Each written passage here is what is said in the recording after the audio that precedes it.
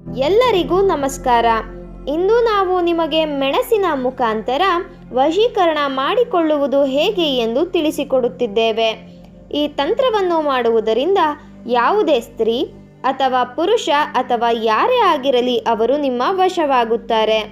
ಈ ತಂತ್ರವನ್ನು ಮಾಡುವುದು ಹೇಗೆ ಎಂದು ತಿಳಿದುಕೊಳ್ಳುವ ಮೊದಲು ತಪ್ಪದೆ ನಮ್ಮ ವಿಡಿಯೋವನ್ನು ಲೈಕ್ ಮಾಡಿ.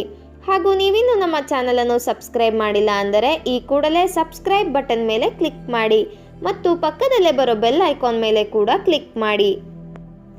ಈ ಒಂದು ತಂತ್ರವನ್ನು ಮಾಡುವುದಕ್ಕೆ 21 ಮೆಣಸು ಕಾಳುಗಳು ಬೇಕಾಗುತ್ತದೆ ವೀಕ್ಷಕರೇ.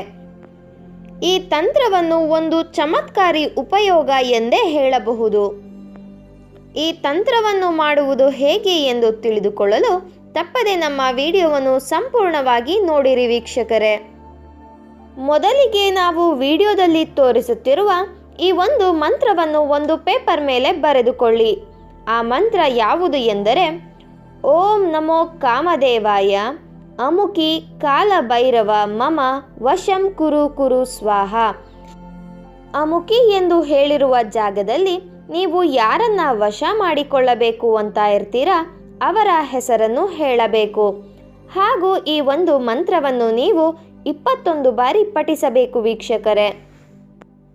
ಈ ಒಂದು ತಂತ್ರವನ್ನು ನೀವು 7 ದಿನಗಳ ಕಾಲ ಮಾಡಬೇಕು. ನೀವು ಮಂತ್ರವನ್ನು ಹೇಳಿದ ಬಳಿಕ ಒಂದು ಮೆಣಸಿನ ಕಾಳನ್ನು ಕೆಳಗಡೆ ಇಡಬೇಕು.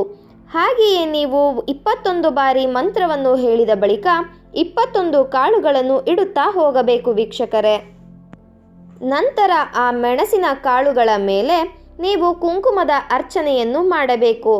ಅರ್ಚನೆಯನ್ನು ಮಾಡಬೇಕಾದರೆ ನೀವು ಯಾರನ್ನ ವಶೀಕರಣ ಮಾಡಬೇಕು ಅಂತ ಇರ್ತೀರಾ ಅವರ ಹೆಸರನ್ನು ಹೇಳಬೇಕು. ಈ ರೀತಿಯಾಗಿ ನೀವು ಮಾಡುವುದರಿಂದ ಕೇವಲ 21 ನಿಮಿಷಗಳ ಒಳಗಾಗಿ ನೀವು ಇಷ್ಟಪಟ್ಟವರು ನಿಮ್ಮ ವಶವಾಗಿರುತ್ತಾರೆ. ಇದೊಂದು ತುಂಬ ಶಕ್ತಿಶಾಲಿ ವಶೀಕರಣ ತಂತ್ರವಾಗಿದೆ. ದಯವಿಟ್ಟು ಈ ತಂತ್ರವನ್ನು ಕೆಟ್ಟದ್ದಕ್ಕೆ ಬಳಸಬೇಡಿ, ಒಳ್ಳೆಯದಕ್ಕೆ ಬಳಸಿ. ಈ ತಂತ್ರ ಮಾಡುವುದು ನಿಮಗೆ ಇಷ್ಟ ಆದಲ್ಲಿ ವಿಡಿಯೋವನ್ನು ಲೈಕ್ ಮಾಡಿ, ಶೇರ್ ಮಾಡಿ ಹಾಗೂ ಸಬ್ಸ್ಕ್ರೈಬ್ ಮಾಡಿ. ವಿಡಿಯೋ ನೋಡಿದ ಎಲ್ಲರಿಗೂ ಕೂಡ ಧನ್ಯವಾದಗಳು.